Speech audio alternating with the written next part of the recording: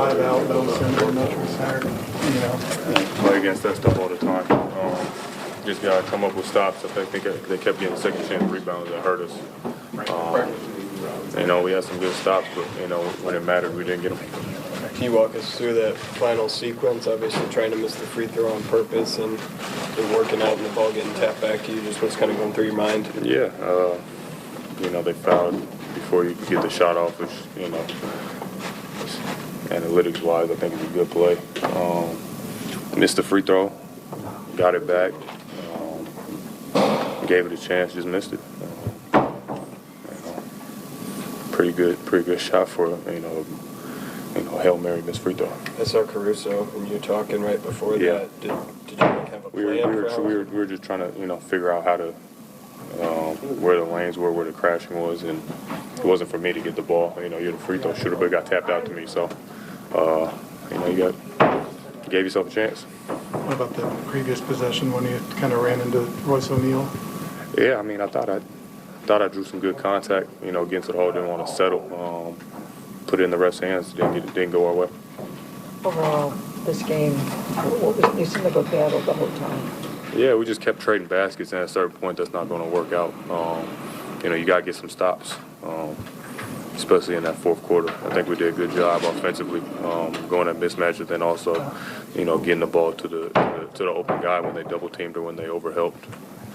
It's just those second chance points that hurt. Zach, what was your impression of the court in season tournament first game and first experience? Really red. It felt definitely. It almost didn't feel like you're not used to playing at the United Center like that.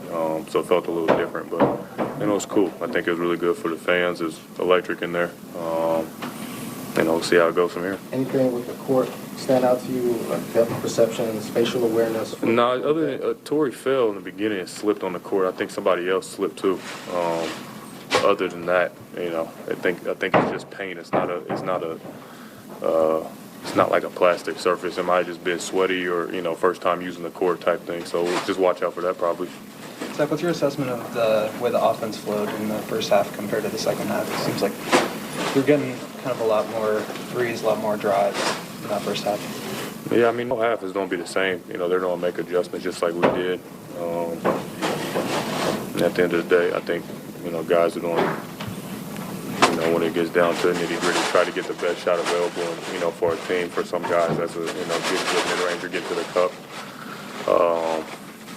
I missed some open looks in the beginning of the game that I wish I could have back. But, in the second half, we were getting downhill a lot. We didn't get to the line, for as much as we were driving the ball. But still working at it, work in progress. We look really good at times. Some other times I think, we had some real ugly possessions too. But, battle through it. We just got to figure out a way to win the game at the end. Obviously, you want to have as much spacing on the court as possible, but also try to get Vooch the ball into spots on the block. Yeah. What's the balance of trying to feed him, but also keep those driving lanes open so that you can get downhill drop-offs? Yeah, he has the advantage, when they're playing small ball 5, so duck-ins and things like that. And I think he had some good looks and made a big-time 3 at the end when the paint collapsed and we kicked it out to him. A lot of tap-ins. He missed some easy looks too, but, that balance of being able to keep the floor open is good, especially for somebody like me, like Kobe, being able to get downhill to finish for ourselves or create for others. Just have to find that balance, especially versus a team that's switching 1 through 5, and he can take advantage of staying in the paint too. So. I was curious about the 2 defensive lapses, miscues, whatever you might call them. You had one leaked out, half court, gave up a 3 in the corner, and then the other one, I think Bridges went baseline.